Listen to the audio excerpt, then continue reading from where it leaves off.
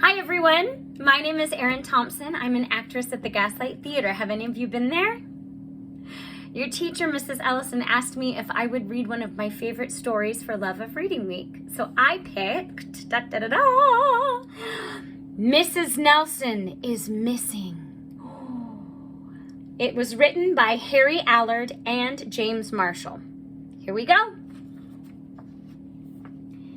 The kids in room 207 were misbehaving again. Spitballs stuck to the ceiling. Paper planes whizzed through the air. They were the worst behaved class in the whole school. Now settle down, said Mrs. Nelson in a sweet voice. But the class would not settle down. They whispered and giggled. They squirmed and made faces. They were even rude during story hour.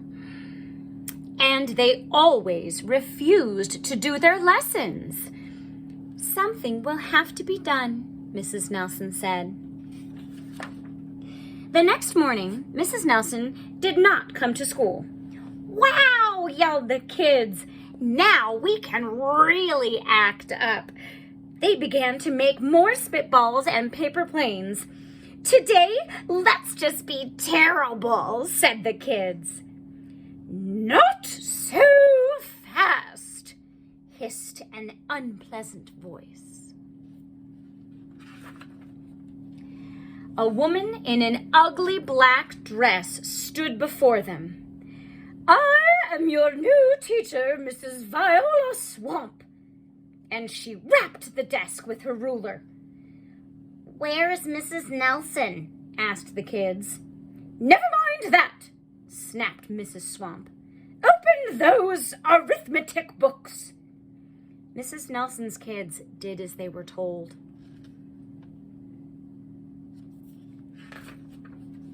They could see that Mrs. Swamp was a real witch. She meant business. Right away, she put them to work, and she loaded them down with homework. Look at that.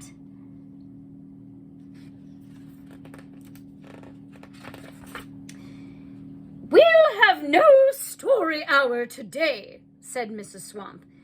Keep your mouths shut, said Mrs. Swamp. Sit perfectly still, said Mrs. Swamp. And if you misbehave, you'll be sorry, said Mrs. Swamp.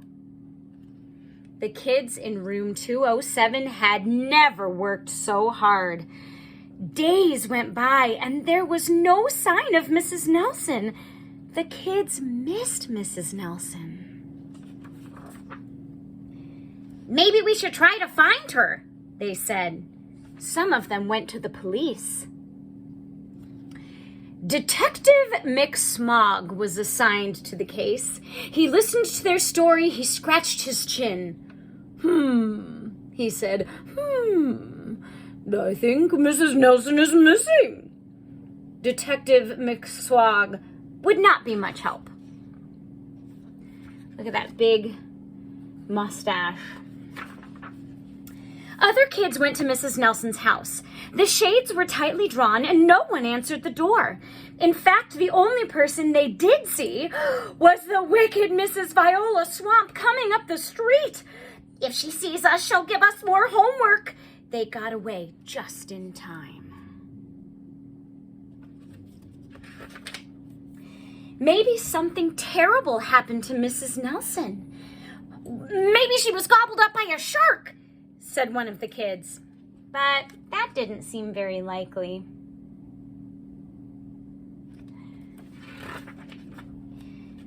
Maybe Mrs. Nelson went to Mars, said another kid. But that didn't seem very likely either.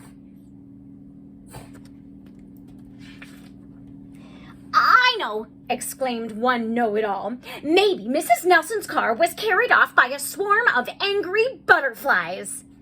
But that seemed least likely of all. What do you guys think? Do you think all those butterflies could pick up that car? The kids in room 207 became very discouraged. It seemed that Mrs. Nelson was never coming back. and they would be stuck with Mrs. Viola Swamp forever. They heard footsteps in the hall. "Here comes the witch, here comes the witch," they whispered. "Hello, children," someone said in a sweet voice. Look at, they're all waiting.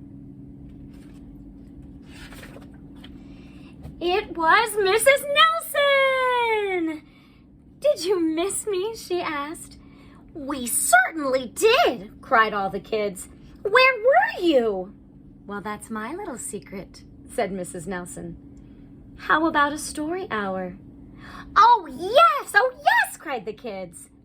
Mrs. Nelson noticed that during story hour, no one was rude or silly. "Well, what brought about this lovely change?" she asked. "That's our little secret," said the kids.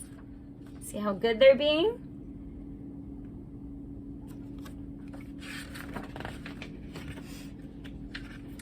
Back home, Mrs. Nelson took off her coat and hung it in the closet, right next to an ugly black dress. When it was time for bed, she sang a little song.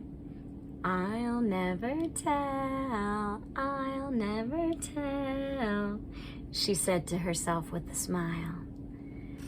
Does anybody see that black dress hanging in there, or that makeup? P.S. Detective McSmog is working on a new case. He is now looking for Mrs. Viola Swamp. Thank you guys for letting me read to you today. I hope that you continue to read all the way into being a grown-up. It is so much fun. Happy Reading Week.